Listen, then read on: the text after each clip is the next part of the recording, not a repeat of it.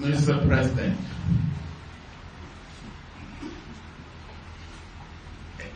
and all the members of our labor union, distinguished senators, Your Excellency, Comrade Governor Rao, Ogbeni Rao, members of the Fourth Estate of the Run, forget protocol. Struggle.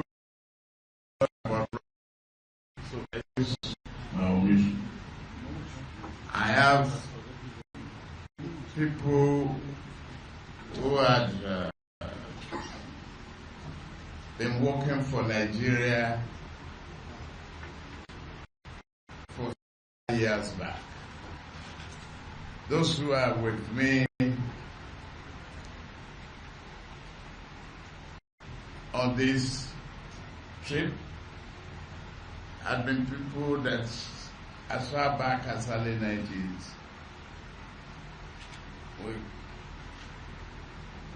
collaborate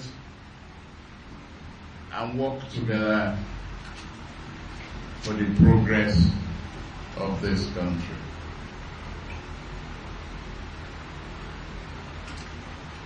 I cannot say we work from a distance for this morning. I cannot say I wasn't a part of whatever is happening today on your side, and I cannot say I was not a part of the decision that created this. I can only say I noticed the communication gap. I cannot say that you are enemies of progress or the president of this country. Let's get back a little bit. We are aware of seeming division. Well, conflict and conflict resolution mechanism is there in every politics. If there is no conflict and conflict system, there is no politics. Starting from the Roman Empire,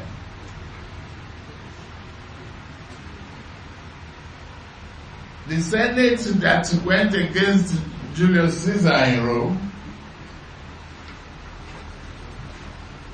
were elected representatives of the people. They had their conflict. But history of democracy cannot be written without those conflicts and institutionalized mechanisms to resolve them. Today, we came in to appeal to you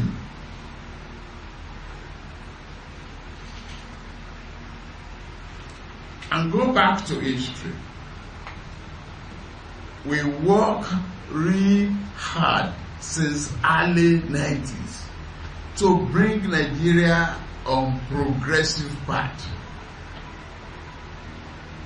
For me, ideologically, progressive governance is what we are all about. And progressive governance means inclusiveness, the welfare of the people, the progress of a nation that depends upon the acceptance of the people, government of the people, by the people, and for the people, as defined in democratic value. Mr. President, the former president, our senators, are here. Only to make clear that you are not the enemy, and you will never be the enemy of God that is progressing. We've worked hard years back. Then look at history. How many years ago we've had oil? And what is the result of that oil? Discovery as a mineral resources of this country. Let's look at budget after budget since 1980s. Yes, we build refineries. We have refineries. Is that refinery serving our people today? No.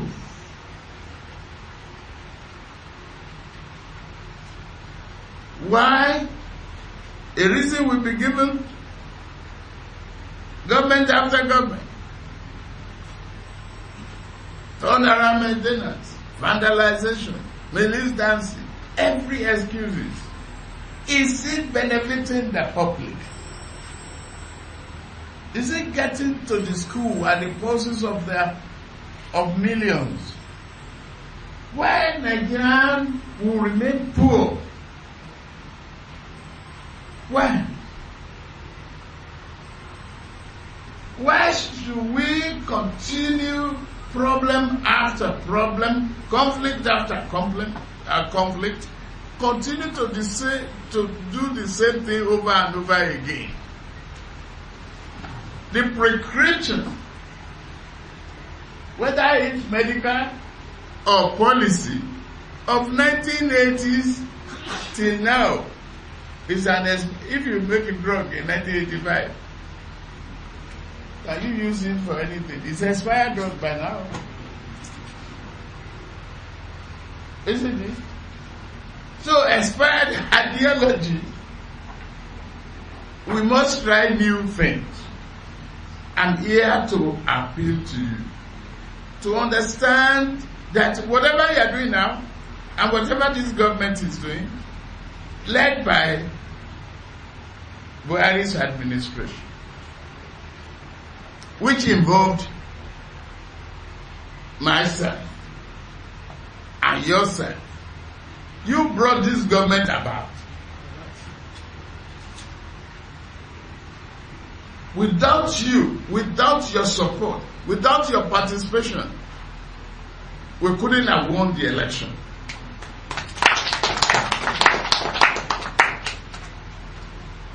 Now we have won the election. We now look at ourselves, can we manage the victory? Can we use the success to make those changes? Then if change is our slogan, are we collaborating and cooperating to make those changes for the benefit of the people? The positive change that we believe in, the progressive change that can work. We know the history of the world. Part of what I would want you to collaborate with me, which I know we have a very good, very, very good and responsive Minister for Education, is to be able to continue to introduce this, by the way. We must introduce history. And the senators must hear this. They can embark upon the bill. Initiate the bill immediately. Because what is not clear in this country is because political history of the nation is not being taught in the classroom anymore.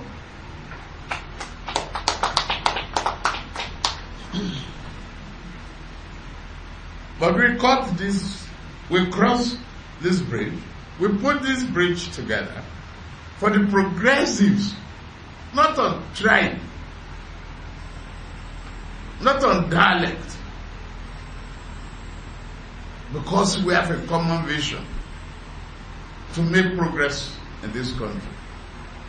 Yes, suddenly there was little no communication to really change the policy, the monopoly of the oil prices. But in good conscience, many of you who are part and parcel of the new labor movement, it's not about cheap oil. It's about progress and disposable income that will ameliorate the suffering of the people. If that is the case,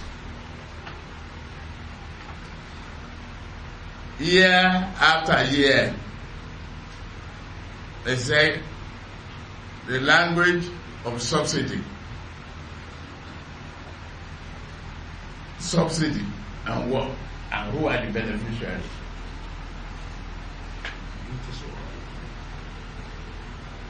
Of petroleum products, goods.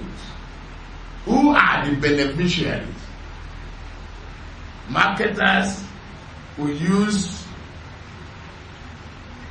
the lack of one thing or the other, including foreign exchange, the lack of payment in time, lack of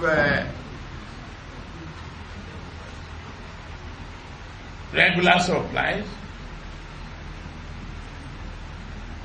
subsidy, variation, interest rates. What are we doing? We are shipping our labor and our money and our opportunity and the byproduct to overseas, to the benefit of non-Nigerians.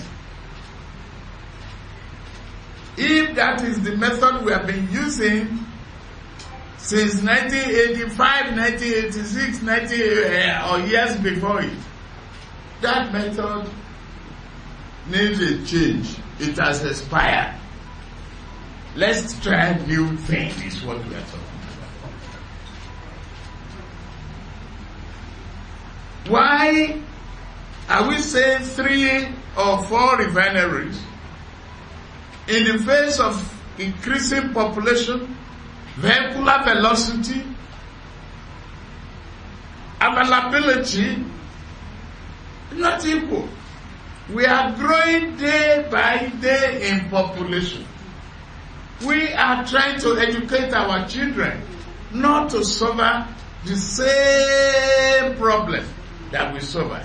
We want to correct their future. We want to guarantee their future.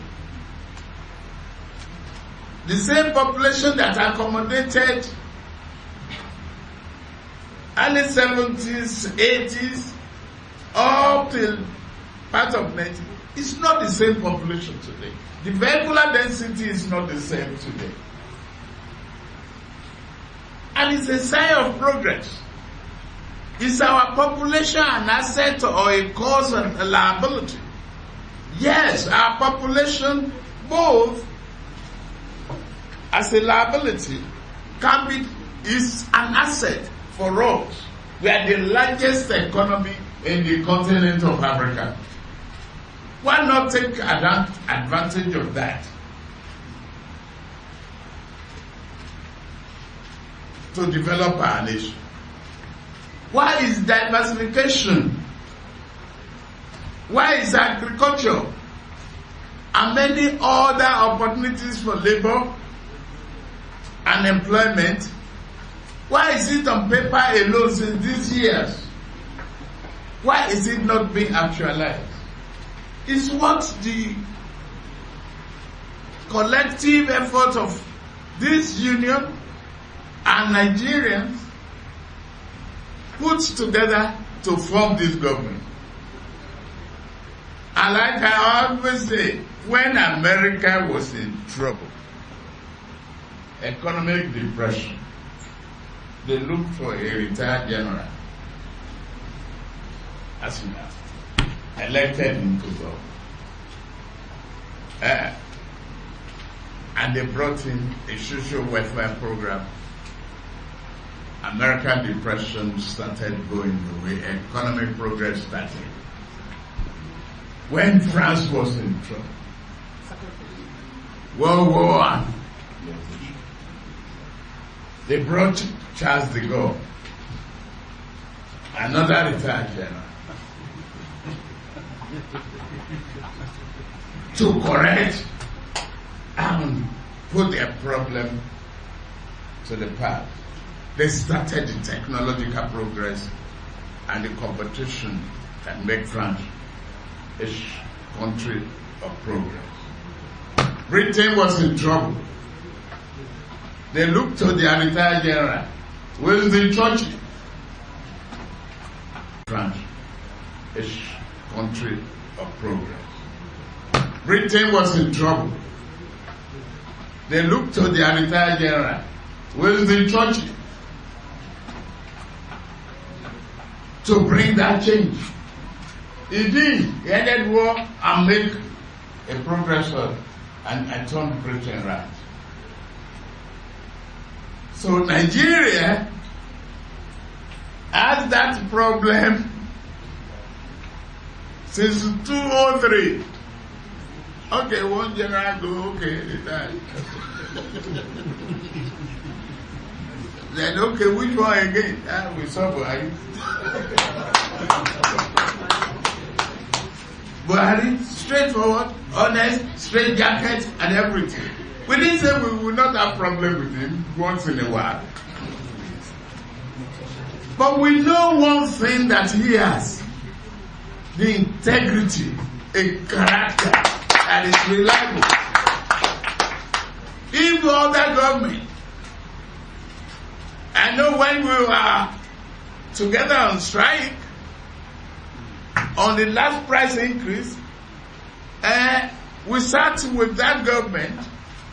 He said he would do all of the certain things, transportation, agriculture, and stop leakages for that government then. And we said, okay, you got a little discount for the prices then. They give you discount to have fish. And they have Shopee. Where is that Shopee? What is sure about it is corruption. The only item that was very sure in that name was waste and corruption. Where is the impact on the people? No impact. Then we came. We started studying things. When we came away from the past, first availability.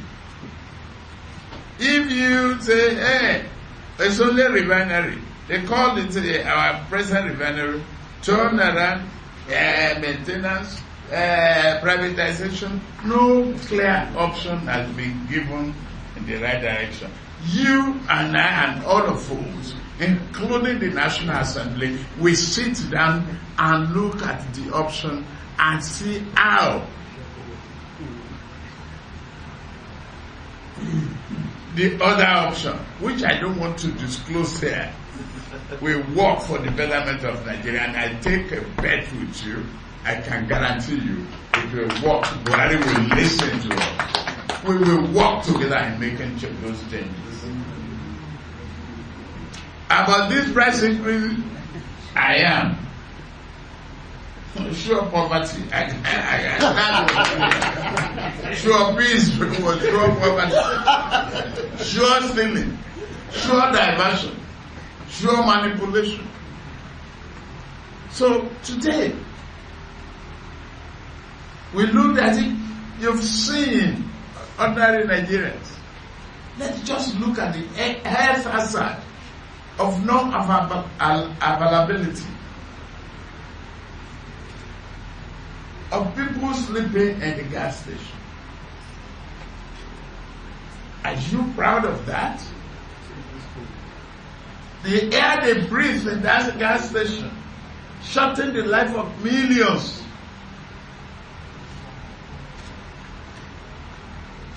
We have to change from the old method to a new one in order to make progress. I can take oath and swear on behalf of Buhari, not just APC as our party alone, that he will not touch a penny for personal gain. He has that character, integrity, and honesty to steer the ship. Can you see an example of a man who went to G8? The British Prime Minister said Nigeria is classically fantastically, that is classically corrupt. An honest man faced him. He said, oh, yes. You spoke the truth. You spoke the truth. We are corrupt.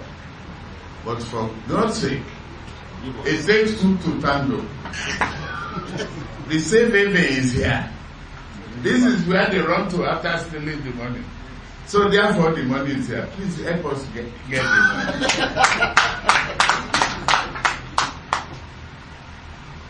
To me, that is the way to go. That's an honest man, simple answer. In this case, let's look at a new mechanism. Sincerely, when you look at the process of pure water, it's ordinary bottled water, and compare the price that we are talking about. Money is fungible, but it doesn't evaporate. The problem is it moves from one pocket or one destination to the other. All the money that you are looking at, that we might be looking at, and the prices, they are migrating. We now say, let everybody enjoy this money. Let's open the opportunity, level playing ground for all other investors to bring refinery into this country. If you are under the price control regime, there is no way any investor will come and establish refineries.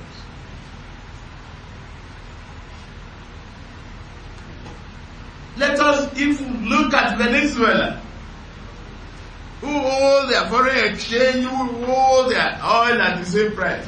Today, to buy chicken, frozen chicken there, it's a problem.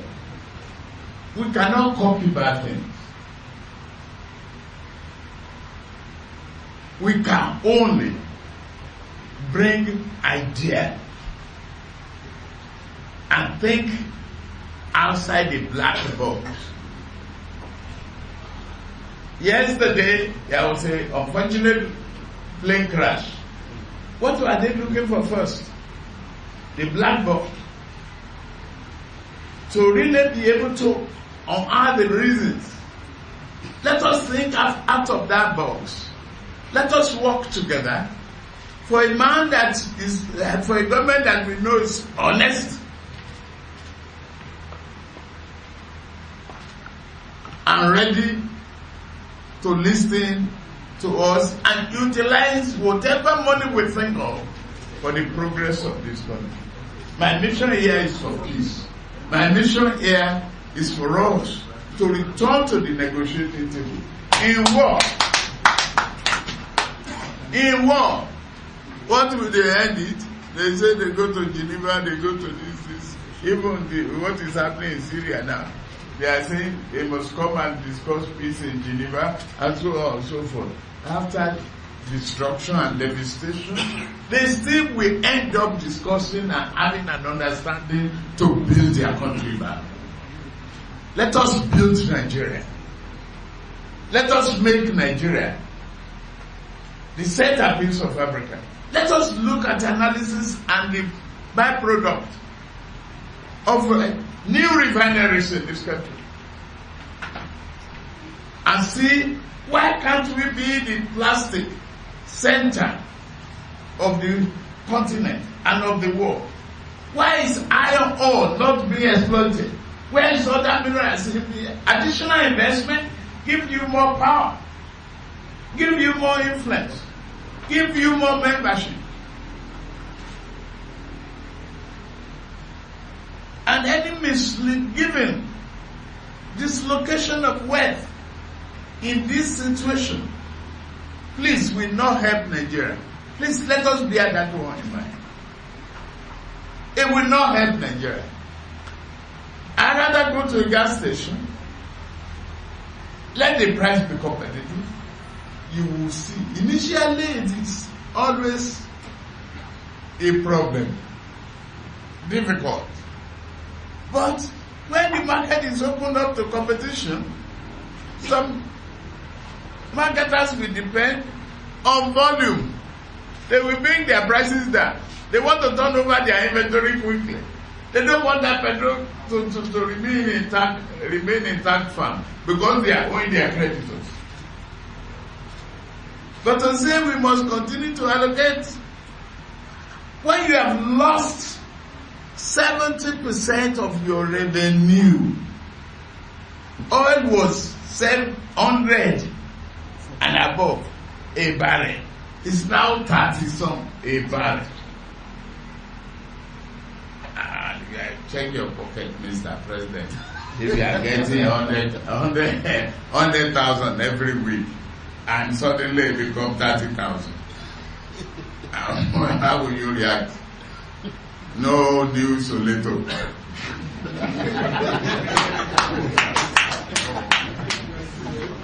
That is my mission here.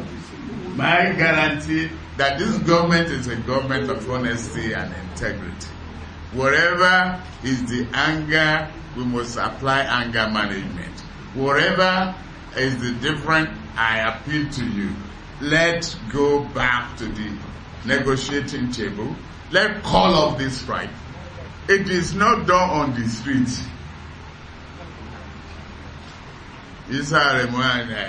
When I saw him on TV again, I said, look at it. Look at it. When I saw fashion, again. Yes, it's good to force out your differences. We are in democracy, we are in freedom. But we end up negotiating and agreeing with one another.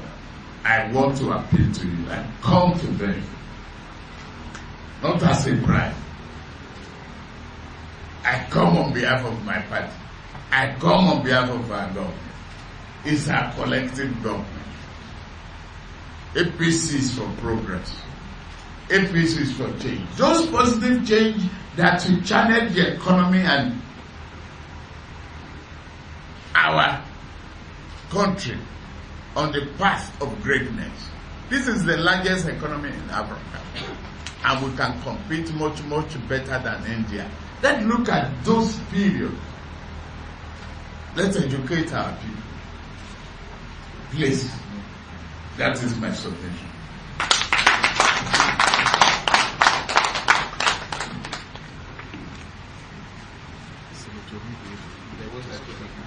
Senator Nkwe, it's your turn. My leader, Asuwaju Ahmed Tinubu, distinguished Senator, Your Excellency, allow me to stand while passing these few comments.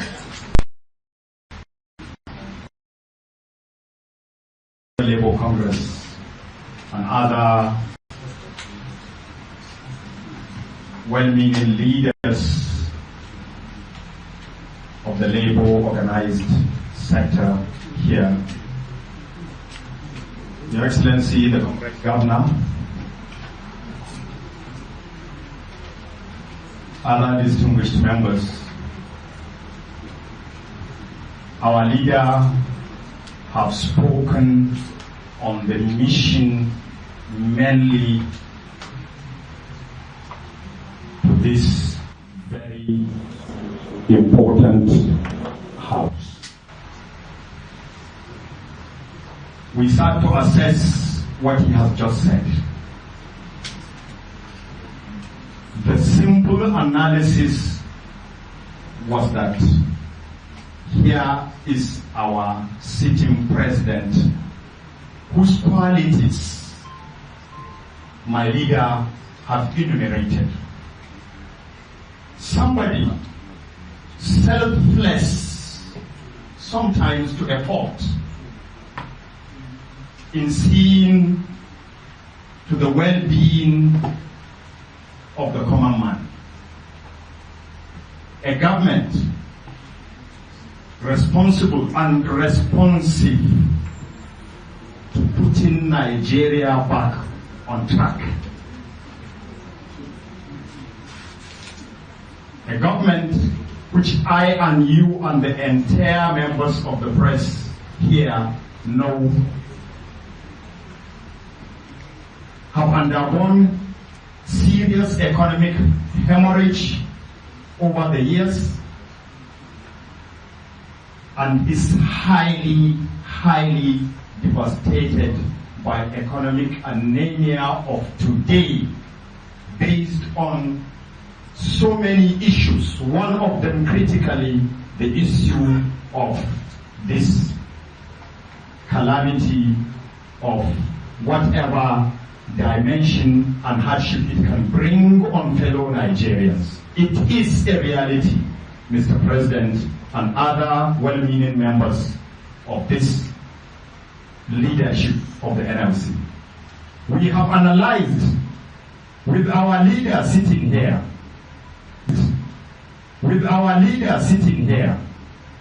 the wabba we know,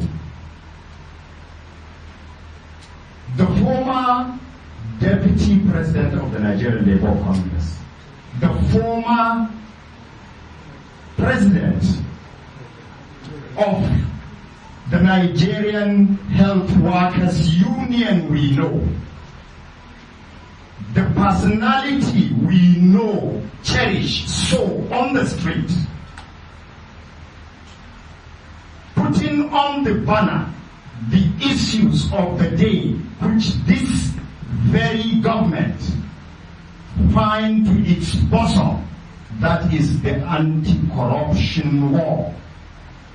All this to the credentials of the leadership of the labor union of today, which we are here before you. Nigerians and indeed ourselves are not oblivious of that. Like our leader has said, something is wrong. If the president and leadership of the Nigerian Labour Union, which we have enumerated just now, and the qualities of leadership of our president, Muhammad Buhari, we have enumerated on the right-hand side, where is the difference? We cannot see the difference. Both mean well for this country. The prayer of our leader, as he has said, is to request under your leadership, Mr. President, to please suspend for the good of the people, for the good of the nation, this strike. While we request, Your Excellency,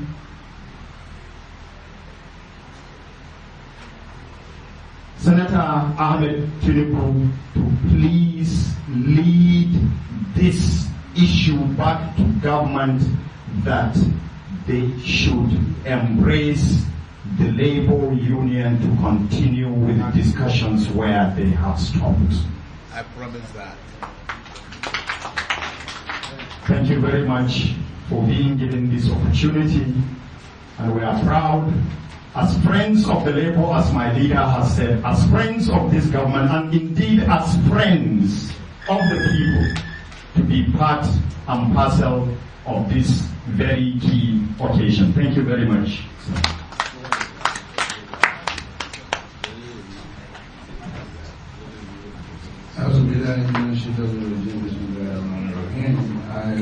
I salute my leader and mentor, Ed Nlc Meeting, as I'm recognizing the former NLC president who is there. And with this trying to introduce those who came with us. By order of which I should come to you, but I will come to you later. Recognizing the former president of the NLC, who is part of this delegation.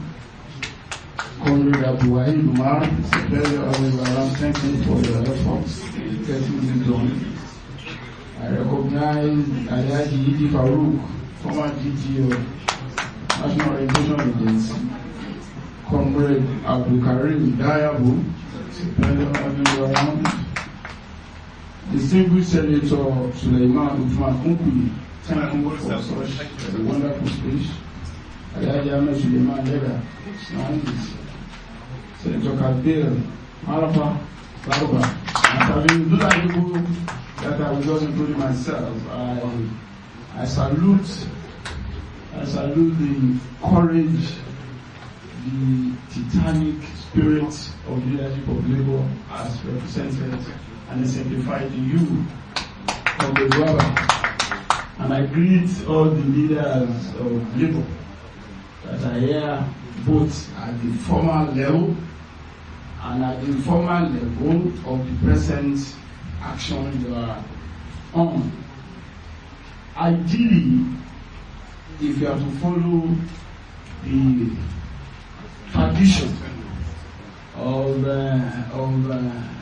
tradition of public speech in government, when the leadership of the delegation speaks, that's the end of the matter. But I'm sure the gentlemen of the press who are equally recognized who want to hear one or two things from me. So it's for that reason only that I'm talking. Otherwise, I talk about people said it all. We are here to appeal to Nigerian Labour under the able leadership of the courageous, dynamic, and purposeful person in the personality of Oluwaba to suspend the strike and go into dialogue with government. That is summary of it. Even at that, since you want me to say the truth, I will begin by saying the desire of those of us on the left of political spectrum is to have a society where there will be no poverty and misery. The focus of revolutionary politics, the elimination of misery, human subjugation and exploitation. But we have equally found out that except and until you build a revolutionary society, the alternative to our dream is social democracy. And what our party campaign on, what the leadership of our party is working on, is the institutionalization of social democracy in Nigeria. But for the delay in the passage of the appropriation bill, for the first time in the history of Nigeria, an administration came up to say, look, I'm investing $500 billion in people, in removing absolute poverty within the population for the first time in our history. Not as an afterthought, as a deliberate state policy. For the first time in our national life. And our religion says, we realize that nutrition for the young one is cardinal to their effective physical and mental development. I'm committing a huge sum of money to ensuring that 5 million of their children in public schools will be fed for 200 days. For the first time. And we cannot just gloss over this in our commitment to guarantee an improved condition of living, not only for the working people, for the general masses of Nigeria. And as partners, and I'm happy when I got here, there is hardly any person in the leadership of Labour that refuses to greet me, not just as a governor, but as a member of this group. To that extent, I can say I'm here in solidarity with the working people of Nigeria who have suffered tremendous exploitation, dehumanization, and pauperization over time. But for the first time, are looking at expecting, hoping to have a government that is critically concerned about their misery. And it's on that note that I join in this serious and passionate appeal that knowing, not that I'm not saying it, knowing that the basis for this struggle is to guarantee a better condition for our people and to situate our nation on the path of progress, that there is no difference between your dream and our dream. Strategies can always not be the same. As to the focus and end of all of this, it is what we desire, we desire. And for that reason, it is only wise to agree to suspend this strike and enter into negotiation with government as pleaded by Ashwani Bola Ahmed Tinubu and supported by Senator Nkuli. I will not take your time, I've said it all. What I must add to distinguish myself as part of you is to say solidarity forever. Solidarity forever. Forever. Solidarity forever.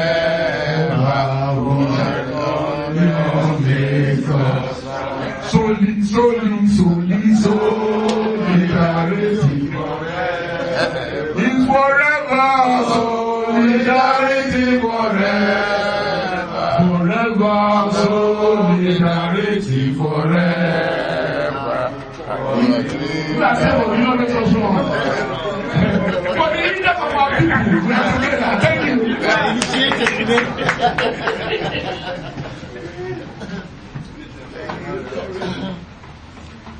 Your Excellency, Senator Asiwaju Ahmed Tinubu, the leader of the ruling party All Progressive Congress, Your Excellency, Comrade Governor Rauf Aribashola, the Governor of Osho State, or the Governor of the State of Osho, distinguished senators here present, Senator Hukwe and Senator Marafa, other members of the delegation of the leader, my colleagues, the leadership of NLC here present, representing all other leaders of NLC. Your Excellency, let me first thank you immensely for finding time and thinking it out to visit the Secretariat of the Working Class, the Secretariat of the Nigerian Labour Congress. This alone, I think, have demonstrated the fact that you are concerned about the issues of development in our country. And I think we must put on record our appreciation for that.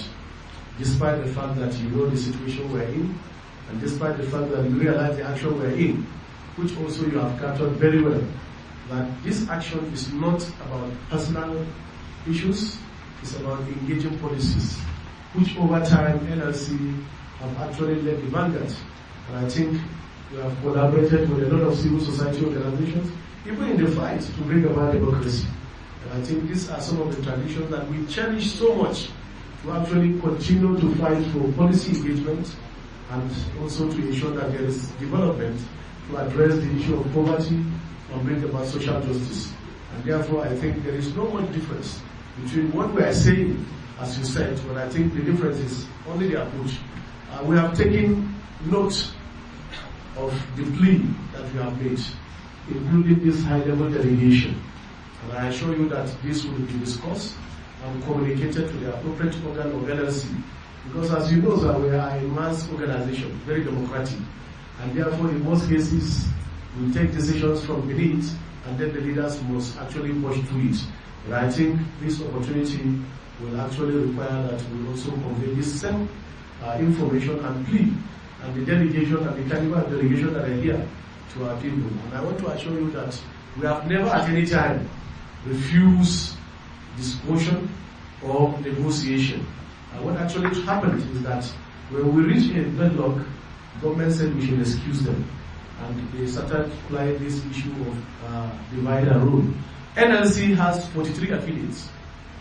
And as I'm talking to you, under our leadership, we have 37 affiliates.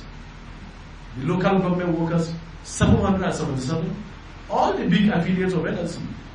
So if somebody controls 6, and government on record has it that Ayuba Waba-led NLC is what they recognize, I don't think it will all go well. In a dispensation that all of us fought for, to bring about change that can be able to make meaningful life to Nigerians, to decide to play, because the negotiation was going on concurrently. These people will meet to go in the morning, others will meet in the evening. I thought it's not healthy. I thought that on the basis of truth, we stand to actually advance all those issues. And therefore, I want to thank you immensely, the leader of APC, for this visit. And I assure you that this message will be conveyed, and certainly we will try to ensure that our people are able to appreciate this message. So I think without taking much of our time, sir, I want to also assure you that the philosophy of NLC and our objective, I'm not sure is very far from what you have enumerated, because it's about the good of the public.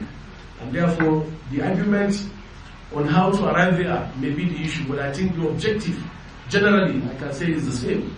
Because outside the workers, the working class that we represent, we also work assiduously, and that's why in many issues of development, issues of policy, issues of democracy, because all of us can also remember the role NLC as an organization played during the time of our famous labor leader number 1, whose picture is still here, by Olu, and Herbert Macaulay, and all of them in the same boat trying to fight for democracy. Also, through the pro-democracy era, I think NLC have actually worked alongside progressive, and that's why our governor here, for about 30 years, we have been in trenches with him, trying to entrench democracy. And therefore, I think the objective and the principle is the same. Possibly, I think it's only about how to get there. But I want to assure you that we will be very considerate, and we are open to discussion. We are ready to resume discussion, and such things will be communicated to our members, and certainly we will try to see how we are able to make progress in the interest of our nation. So once again, Your Excellency, I want to thank you immensely for this visit. Thank you, sir. Thank you, sir.